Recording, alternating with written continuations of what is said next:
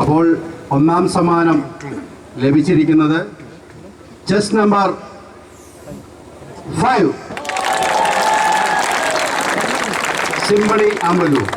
Chess number 5 symphony ആമ്പലൂരിനാണ് ഒന്നാം സമ്മാനം ലഭിച്ചിരിക്കുന്നത്.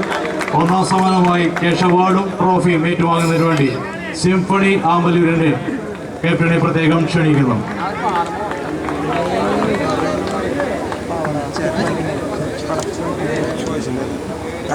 സിംഫണി ആമ്പലൂർ ഒന്നാം സമ്മാനം കരസ്ഥമാക്കിയിരിക്കുന്നു.